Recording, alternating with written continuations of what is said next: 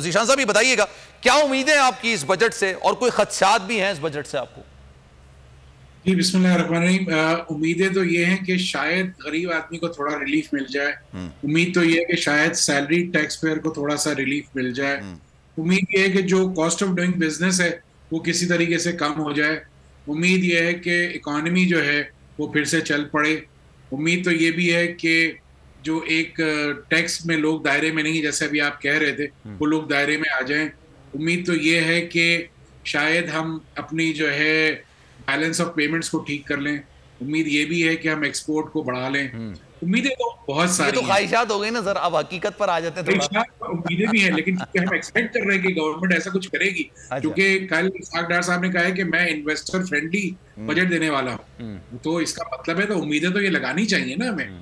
तो ये ख्वाहिशात तो नहीं है, ये उम्मीदें हैं, और इन उम्मीदों को लगाना हमें मेरे ख्याल से बिल्कुल ठीक है, क्योंकि अगर हम ये उम्मीदें नहीं लगाएंगे तो फिर डिजास्टर है। क्योंकि आप देखें इस साल का जो टारगेट था टैक्स का, अगर हम टैक्स के हजम की बात करें तो 7.4 ट्रिलियन का इस साल का टारगेट है। हम 6 ट्रिलियन के करीब हैं। मई के जो रिजल्ट्स हैं, मई तक की जो फिगर्स आई हैं उसमें हम 6 ट्रिलियन के पास पहुंचे हैं। यानी अभी हमें एक महीने में 1 ट्रिलियन और जमा करना है। तो ये ख्वाहिश है कि हम कर लें, जो कि होगी नहीं। अब आ जाइए कि आप बात करते हैं अगले साल का टैक्स टारगेट जो हम बात कर रहे हैं 25% से बढ़ाया है। मर्चेंट साहब, आप कह रहे थे कि अहदाफ का जिक्र कर रहे थे आप, अहदाफ मुकर्रर किए जाएंगे, क्या उनको हासिल कर लिया जाएगा? पिछले साल 7.4 ट्रिलियन का था, 6 ट्रिलियन मई तक आपने कहा कि अचीव कर लिया है, लेकिन एक महीने के अंदर 1.4 ट्रिलियन को हासिल करना तकरीबन नामुमकिन है। तो सर आने वाले महीने में, फिर आने वाले बजट में बेसिकली आप क्या अहदाफ देख रहे हैं?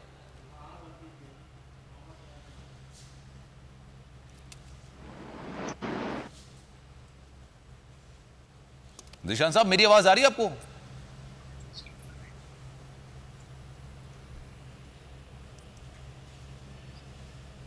ज़ीशान साहब, अच्छा कोशिश करते हैं उनसे राब्ता बहाल करते हैं। उमर हयात भी हमारे साथ मौजूद हैं, उनसे भी। सर आपने आवाज म्यूट की हुई है सर, ज़ीशान साहब। मैंने तो अपने आप को अनम्यूट किया। आपको आवाज आ रही है? जी जी, अब आ रही है, अब आ रही है, कंटिन्यू करें। जी फरमाइए। जी, आप टैक्स अहदाफ का जिक्र कर रहे थे। हम बात ये कर रहे थे कि टैक्स का टारगेट इस साल का 7.4 ट्रिलियन का, और अगले साल का जो हदफ रखा है इन्होंने वो 25% से बढ़ाया है टैक्स के टारगेट को, और वो ये चाह रही है गवर्नमेंट ऑफ पाकिस्तान के अगले साल हम 9.2 ट्रिलियन जो है वो टैक्स कलेक्ट करें। सवाल ये पैदा होता है 25% से टैक्स का टारगेट बढ़ा दिया, और जो ग्रोथ का टारगेट रखा है वो 0.3 है इस साल, जो खुद कह रहे हैं, हालांकि हम समझते हैं नेगेटिव है, लेकिन उसको कहते हैं कि वो 3 से 3.5% पे हम ग्रो करेंगे। तो सवाल ये पैदा होता है कि जब हमने जीडीपी का टारगेट रखा है 3%, तो हम टैक्स क्या 25% कलेक्ट कर सकते हैं? हम किस ख्वाम ख्याली में हैं, मुझे नहीं समझ में आता। इसके अलावा हमने जो है तकरीबन नॉन टैक्स रेवेन्यू जो है वो भी 800 और 900 बिलियन, वो भी कुछ नहीं, तकरीबन 2 ट्रिलियन का वो भी रखा है। मुझे कोई समझ में नहीं आता कि हम ये जो बजट बनाते हैं, अगर इसे सिर्फ मल्टीप्लाई बाय सर्टेन परसेंटेज करके बनाना है तो फिर तो ये कोई कॉलेज का बच्चा भी बना लेगा। हमें याद है कि हमने फेडरेशन में रहते हुए शेडो बजट एक साल बनाया था 2013 में। तो बजट्स तो बन जाते हैं, लेकिन सवाल ये कि क्या ये प्रैक्टिकली वो ऑन पेपर या ऑन ग्राउंड वाला फर्क आ जाता है ना। आप ऑन पेपर तो बहुत सारी चीजें बना सकते हैं, लेकिन ऑन ग्राउंड वो नहीं होती है रियलिटी। वही जैसा अभी आपने जिक्र किया कि ख्वाहिशात और एक्सपेक्टेशन, कि मेरी क्या ख्वाहिश है और मैं क्या एक्सपेक्ट कर रहा हूं गवर्नमेंट से।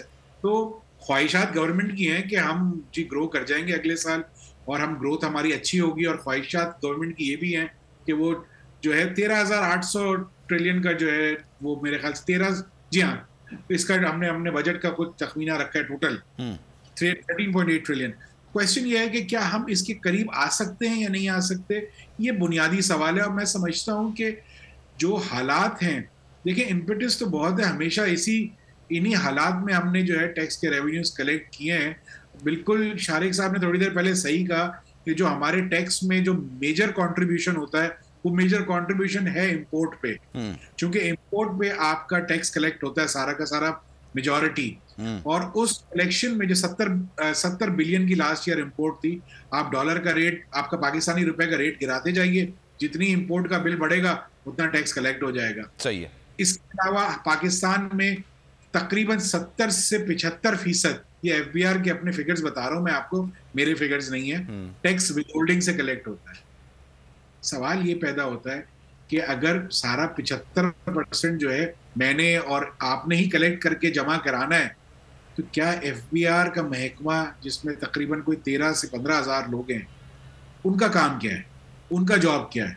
हमारा जो एक बहुत बड़ा, हम हमेशा बात करते हैं कि टैक्स बेस नहीं बढ़ता, टैक्स टू जीडीपी रेशो हमेशा कम रहता है, उसकी बुनियादी वजह हमने कभी सोची? हमारे पास डेटा तो हर जगह से है, क्रेडिट कार्ड होल्डर का भी डेटा है, बैंक अकाउंट होल्डर का भी डेटा है। बाय द वे, कल आप ही के किसी एक प्रोग्राम में मैं डिस्कस कर रहा था कि तकरीबन 6 करोड़ 60 लाख बैंक अकाउंट्स हैं पाकिस्तान में और 36 लाख टैक्स पेयर्स हैं। और अगर एक अकाउंट होल्डर के पास, मैं ये अस्यूम कर लूं कि 6 से 7 बैंक अकाउंट्स हैं, तो भी 1 करोड़ लोगों के पास बैंक अकाउंट बनते हैं, ये 6 करोड़ 60 लाख। और हमारे पास अगर 36 लाख टैक्स पेयर हैं, तो इसका मतलब है अभी भी बहुत बड़ा गैप है हमारे पास। लेकिन सर ऐसा भी तो हो सकता ना कि एक अकाउंट होल्डर है, उसके मुख्तलिफ अकाउंट्स हो और वो टैक्स पेयर हो। लेकिन सर मैं आपकी तरफ वापस आऊंगा जी। कहा तो था नहीं आऊंगा, पर आना पड़ा। सबको बताना ही पड़ेगा कि शोज में जुनून से जीतोगे तब कंटेस्टेंट्स हों कलाकार। एक तरफ सोशल मीडिया स्टार, एक तरफ पाकिस्तान स्टार। शुरू करें? एक्सक्यूज मी, आप भी। खुश रहो पाकिस्तान। खुश रहो पाकिस्तान, बुध और जुमेरात शाम 7 बजे सिर्फ बोल एंटरटेनमेंट पर। सब्सक्राइब करें और बेल दबाएं ताकि कोई खबर रह न जाए।